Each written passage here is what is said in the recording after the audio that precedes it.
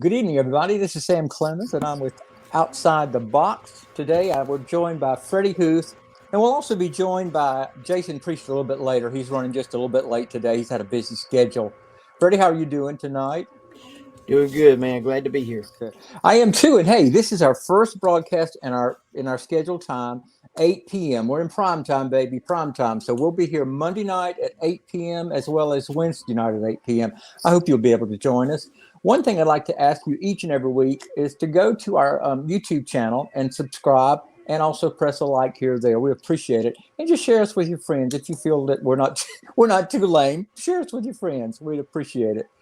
Boy, Freddie, it was a great weekend this weekend with the baseball team. Unbelievable. I actually got to watch Sunday's game. I was unable to watch Saturday's game, and I was impressed all the way around. How about you? What were your thoughts? Man, it was a great weekend. First time since 1999 that either teams enjoyed a sweep, or we've enjoyed a sweep of the Right. of the series, and I I was impressed. I really was.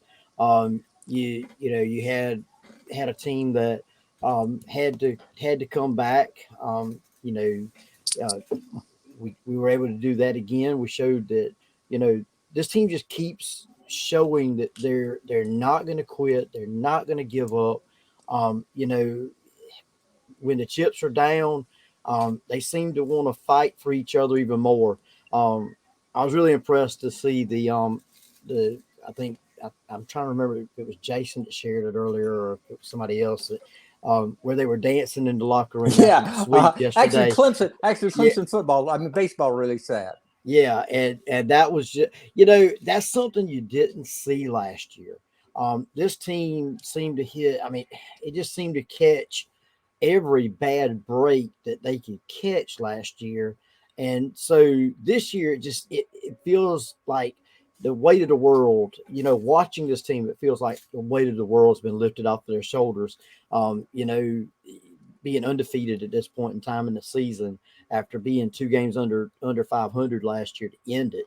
Um, you know, Being predicted to finish, Fifth in the nowhere near the conference. Yeah. top. I Yeah. mean, look, that's I saying mean, something. I meant So fifth in the division, not it fifth in the was, conference. yeah, But one of the things I was impressed with is the poise of this team yesterday. I mean, they didn't really have to deal with coming from behind yesterday, yesterday. but through the entire series. I listened to the one Friday night because I was traveling, and I was just impressed with how they didn't allow things to get in their way. They were Mhm. focused. They were going to go forward, and they walked into Founders Field as well as Segra Park with the idea we're going to walk away with wins, and by Jove, they really did it. So I was Oh really yeah. impressed. Monty Lee looks like he's finally got it all gelling, and I don't Mhm. think it's necessarily his bad that last year didn't go his way because there were so many things he was dealing with. We had the COVID. We had injuries. It was just bad timing. So, like you said, it's good to see this year getting off to a start. I know one of Jason's favorite things or favorite people to talk about are the pitchers, and I was impressed. One of the things Jason noted last week is that Nick Clayton seemed to be having some struggles, kind of getting started. And he said it's just a matter of time before I think this kid's going to really get it together. Well, I thought he did really great on Sunday. I watched him as he went through 5 innings. Then they got replaced midway, but that's he pitched 5 great innings. Yep. And Alice and Edmondson came in to relieve him, and then to end the game, we had gosh, his name, Ryan Ammons Yeah. escaped me there. And I always thought Salmons. it looked good. Okay. Well, anything else about baseball? I know Jason, when he gets in, we'll try to add into him and see if he wants to talk about anything special. I don't know. I mean, I know this, just emotions of the game. When Cooper Ingle got up to bat and knocked that home run, you could have heard me screaming down the highway. And I'm not Well, generally one to. and that's one of the things about this team. Um, this year compared to last year, that one run game or that two-run game, last year it was almost like you were expecting in the seventh, eighth, or ninth innings for whoever we were playing to come back and have 3 runs scored on us in the end of the game and have another heartbreaker. Whereas, so far this year, I'll be honest with you, going into even before Cooper Ingle hit that home run, I felt confident. I felt good about where we were at as a team, as going into those latter innings. It feels there's a big difference to me this year as opposed to last year. It's just it feels good, and winning does that. Winning cures a lot of Of things. ills. The Yeah, fun is in the winning. that's right. That's right. And One of the things that impressed me is the fact that the video, how the vlog, how the Clemson program has the vlog, the football. Well, now they're doing that with the baseball team. And I think that's great. It just gives another view, another way to reach out, another brand building tool to build these guys up. Well, I think we're getting ready to get joined by Jason Priester here in just a second. I see that he's just about ready to come on. So I want to continue to give him an opportunity to talk about baseball. I did want to talk about the fact that Clemson broke into the top 25 this week. D1 baseball has them ranked as number 19, and I thought, hey, that's pretty good. Going from not ranked to that's pretty impressive. I guess somebody else thinks Clemson is on the mend. Well, and that too, you just got to keep working on it and keep building on that, and that's what. And I think we're starting to see a lot more of that. And like I said earlier, this team just seems to rally around each other and do whatever's necessary to get that win. And so there's Jason. Hey, buddy. How are you doing tonight? We're joined by Jason Priester. Jason, we're talking about some baseball here. Anything you'd like to, I can tell you what we talked about, or you just want to kind of join in or let us go with what we're talking about. I mean, how would you like to add into? Go right ahead. Okay, we've hit baseball pretty hard, and I think we're kind of move to basketball if that's all right. There's a lot of stuff going on with basketball right now. They really finished strong, and I was impressed, particularly in Sunday's game. I love the way it ended. I love the excitement at the end of the game, and I think there was a sense of hope that when they move into the tournament, whatever they found their standing was going to be in their tournament slot, I think they've got an opportunity to win a game or two. I don't know. What are your thoughts on that, Jason? I don't have any expectations of Clemson basketball. You don't ever know what you're going to get. They finished the season on a high note. Absolutely. I can't really speak on the game Saturday. I didn't watch it. I was in Greenville at the baseball game, but they're definitely going into the ACC tournament playing some of their best basketball of the season, no doubt about it. I think they got a fairly favorable matchup with North Carolina State. Get by them, who knows what could happen. We'll see, Well, I do. Yeah. Sorry, go ahead. I do think, in my opinion, you're smart to say don't bet your money on Clemson because of past history of how we seem to fold when we get to the tournament. We can go in with and not only the ACC tournament, but as well as the NCAA tournament if we're lucky enough to go. Which brings me to that. What regardless of whether we win or lose in the tournament, is there any possibility of postseason play, either the NIT or the NCAA? Oh, I think Clemson's got a shot to go to the NIT, no doubt about it. You pretty much got to finish 500, a little bit above 500 to make it to the NIT. So I think they've definitely got a shot to go to the NIT. The only way they make it to the NCAA tournament is to win the ACC tournament. Yeah. They got no shot at that. Right. Freddie, how about you? What are your thoughts? Okay. I'm in total agreement there.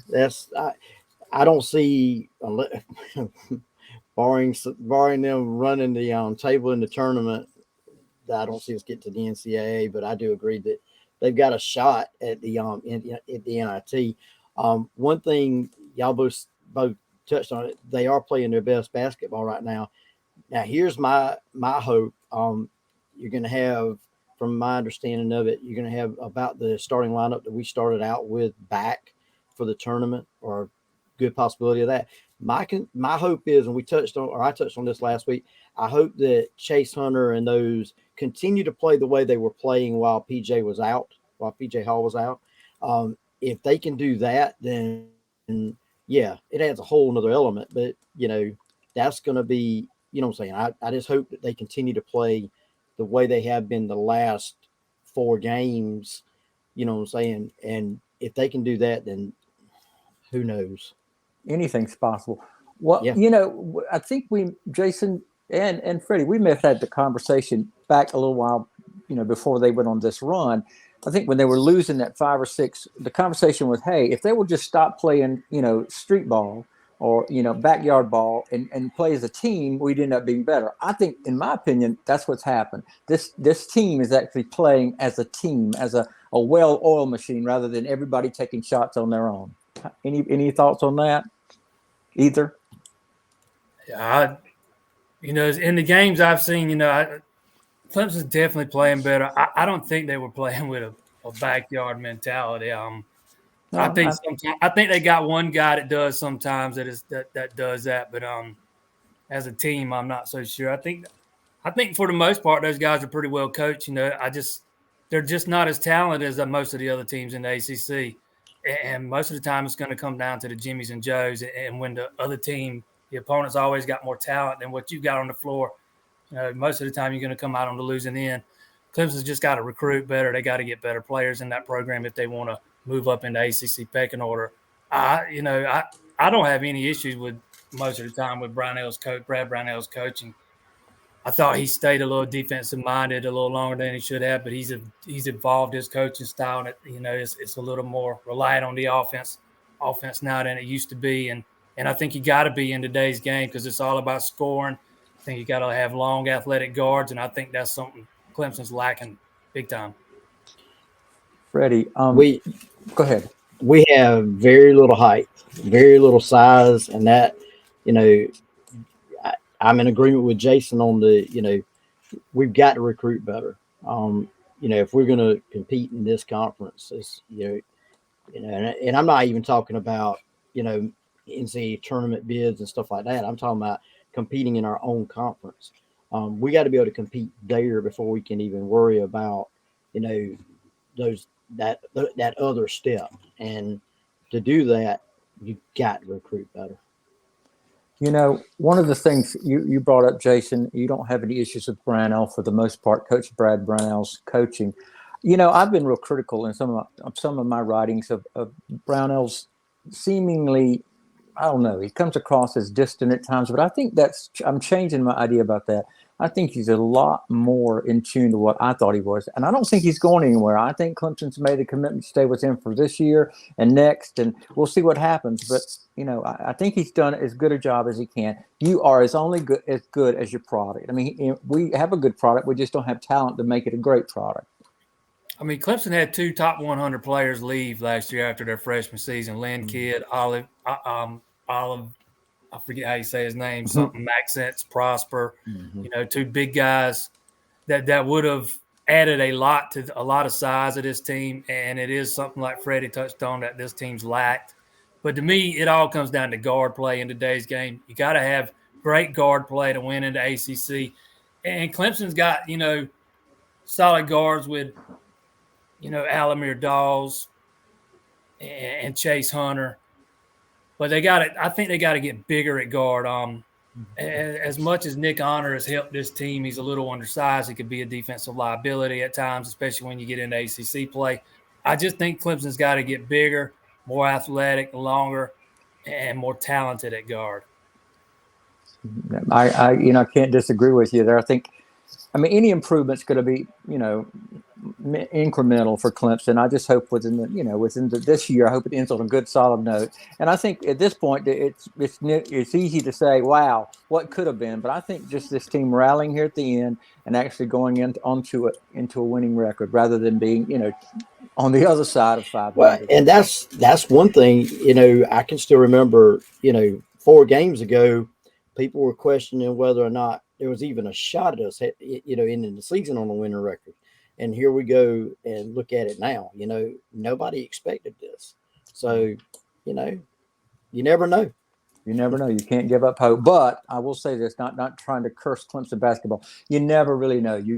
I've always said if I go pulling hard for them, they always back away. So I generally take an easy approach and just sit back on the couch and watch from a distance.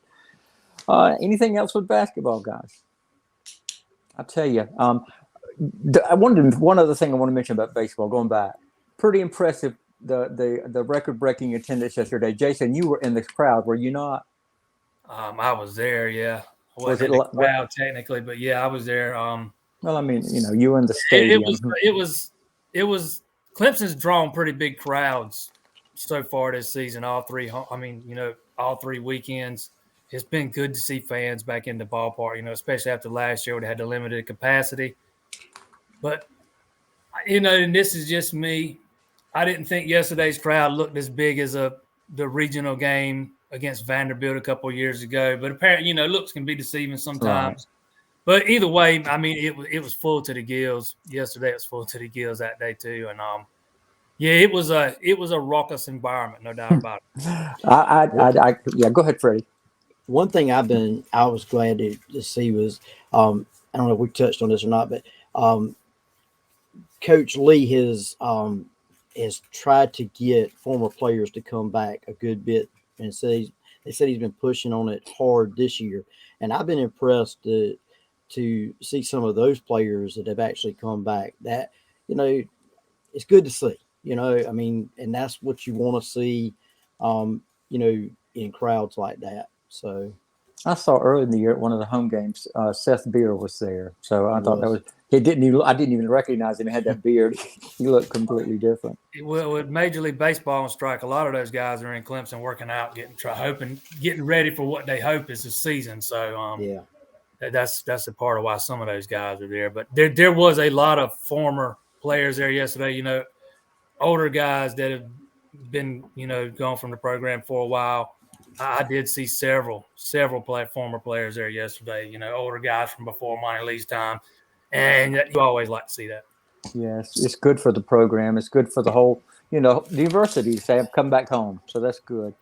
I'm going to finish up with that and move on to spring practice observations or what's going on. And Jason, since you're there or on the ground there, I'm assuming you are, you're closer to the information than I bet Freddie or I actually have access to. Tell me about your thoughts about what the way things are going today. I mean, in other words, with the quarterback, DJ Uiagalelei looks like he has got. Boy, I hacked that up, but he's got some calmness. He's got a demeanor. There's a change in him that I saw. I've seen this year versus last year. In the limited time I've seen him on camera, he looks like he's more comfortable.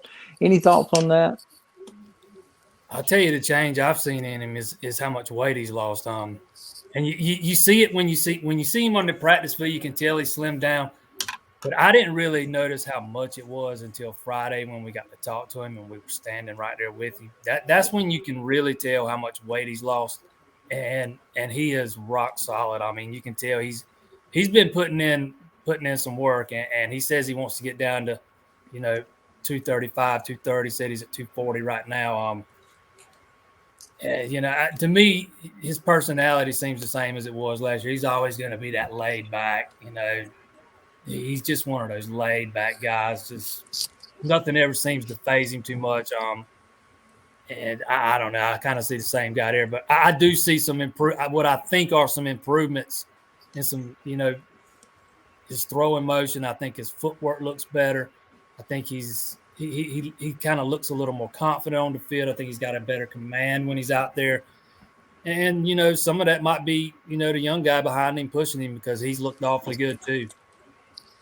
Well, I guess let me go back and tell you, I wasn't talking that I saw this monumental change in him. I just remember last year towards the end of the season, he looked really downtrodden, like he could not catch a break, and I think he was overwhelmed, and even the absence of going to the college football playoff, we had a pretty successful. It was ugly. We had a pretty successful season and a very hard fought, and he was part of it. He was injured and he played well, and I just saw him on that interview. I guess it was maybe your interview. He just looked like he was happy, like he had a smile. I don't know. Maybe I'm reading too much into it. But whatever it is, I hope he's going to continue in that mindset. Freddie, how about you? Any thoughts on what you've seen or read about spring practice so far?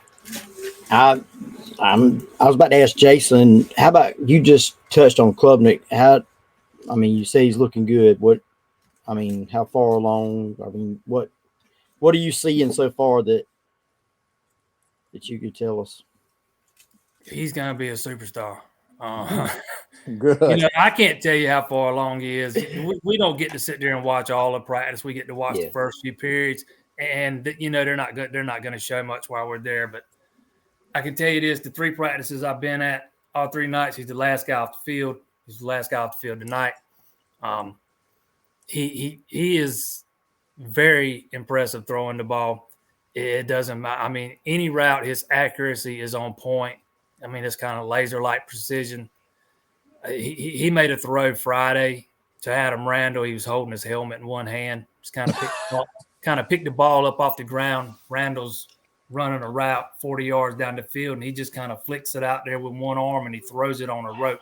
I mean, and wow. Randall never broke stride, right over his shoulder, boom. And, he's working on out routes today, throwing across the field. And those are some of the hardest, those can be some of the hardest routes for some quarterbacks. And he was on point every throw. And I shouldn't have asked it that way. I apologize. I know you can't give us, where he's at that way, but that's what I was. I can tell you this: he was, he's still repping behind DJ and DJ and Hunter Helms and Billy Wiles. From what I could tell, mostly he's the 4th guy they rep, which is to be expected at this point. I did see him, move up a little bit for a few plays on Friday. I don't know what happened, but there was a change for a few minutes, but I don't know how long it lasted. He was back, repping 4th today, though. One of the we kind of broke down last week some of the offensive and defensive things, and we talked about quarterback a little bit there. One of the groups I don't think we touched on enough is wide receivers. I'm looking over the name Joseph Ngata, EJ Williams, the Collins Towers. I mean, it looks like we've got a lot of experience back, and the young guys they're going to be quite good as well. Who's the most impressive of all the new people that you've seen in receiver, Jason? Well, really, the only new guy there right now is Adam Randall, and he is one mountain of a man. I think we touched on this last week. He is a physical specimen. He is very good at running routes, very precise. He is much faster than he looks like he would be to be so big. I don't know, if it's going to be this year, but sooner or later, he's going to be a big part of this offense, and we're going to see a lot of those the Randall connections. Good. We need those. How about you, Freddie? Is any of those names jump out at you? Or anything new about anybody that you saw doing those articles? I mean, things that you researched. Nothing so far. I'm still hoping to see big things out of Dakari Collins. I was impressed with him last year, and I'm hoping he continues to, make strides like I'm hoping he will. I like Joseph Ngata. He seemed to be a little, kind of got injured there a couple of times, but I really like EJ Williams. EJ seemed to come up with these plays that just blew me away. He looked a lot like Justin Ross. At least that was my thought. I like that comparison. It's just one of those things where I thought we had not talked about wide receivers enough, and I just want to make sure we at least got that in there. I'll say this about Dakari. He looks like he's really worked on the bottom half of his body this year, his legs. I could be wrong about this. I might not just remember seeing him last year, but to me this year, his leg, the bottom half of his legs just look bigger and I guess I could say more muscular. It looks like he's been really working on his legs in the weight room. Well, getting back to DJ, we talked about him. You said he wants to be down to 235, 240, 235. I think maybe it just stands. Are y'all there? Okay. It stands a reason that a man who has had that much weight loss has got to have muscle gain. So I bet he's defining as well because he's been working out all summer, I'm assuming. Jason? Yeah, he looks pretty. He looks pretty solid to me. Yeah, I mean, I thought he looked a little soft last year for a guy his size, maybe carrying just a little bit too much weight. And that don't mean I think he was fat by any stretch of the imagination. I'm saying I just thought he looked a little. I don't know another way to describe it other than saying soft, but he looks sluggish. He does not look soft. He looks like if you touch him today, your finger's not going to go in very far when you touch him. Yeah. Well, I just hope it all comes together for him this year. We and he both can benefit from that. Anything else on the spring practice observations?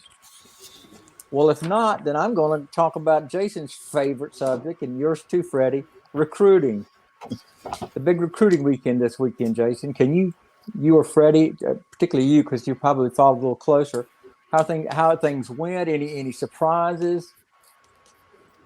Clemson hosted their second junior day this weekend. They had a bunch of kids on campus, bunch of 2023 kids.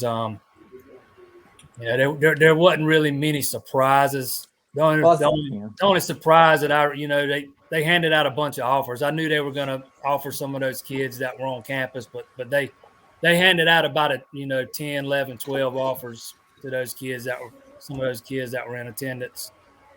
I didn't expect it to be quite that many, but yeah, AJ Harris, one of their priority targets at corner. He was supposed to be there, did not make it. And I think we're starting to see Clemson maybe expand that board as a result of looking like Harris might go somewhere else.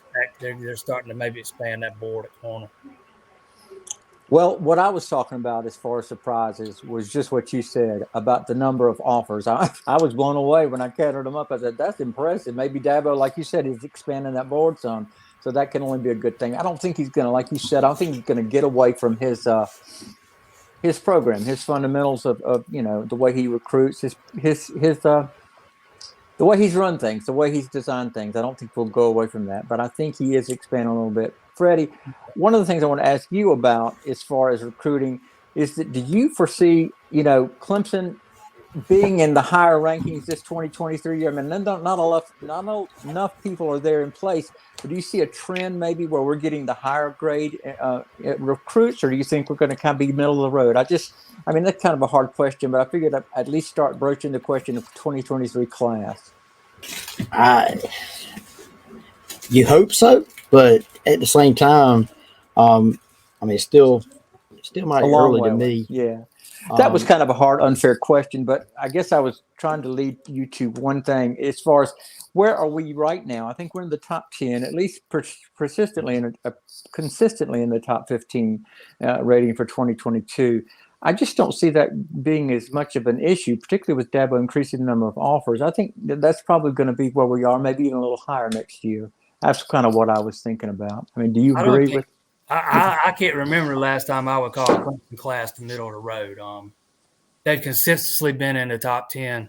This was by far, this is Dabo's worst ranked recruiting class in quite a while, and it was all due to the defections of due to the coaching staff.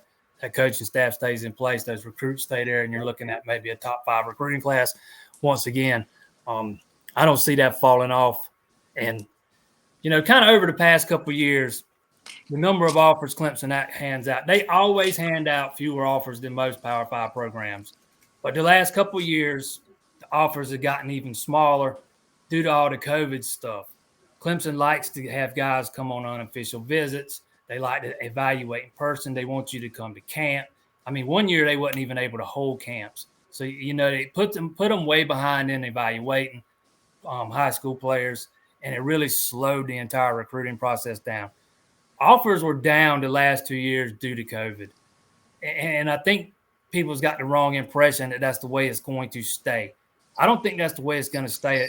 I never did. I've been saying for a year that we'll start seeing the offers go back up, maybe even a little bit higher than they were in 2019, 2020. Clemson offered a lot of kids in 2019. They signed like close to 30 guys in that class. And this is going to be another big class, and it's going to be a class with more offers than normal because it's going to be another big class because they're going to lose a ton of people off this team after the season. Mm-hmm. And I fully expect it to be right there around the top 5, no doubt about it. That's about all you can ask for when it gets right there. As far as middle of the road, that's a poor choice of words. I just mean, we're not in the top 5 or top 6 this past year, but hey, like you said, it'll rally. It'll be where it's supposed to be. I think we'll be back at the top 5. At least that's what I hope. Well, guys, I'm looking at the clock. It looks like we're down to the end of our time. Is there anything else you want to add before I bid us adieu?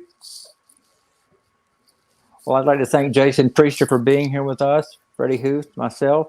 Want to mention we are now in prime time. We're going to be Monday and Wednesday at 8 p.m. I hope you'll join us. go on our website, our YouTube channel, and like us and subscribe to us and tell your friends about us. Sam Clemens for Jason Priester and Freddie Huth. Have a great night.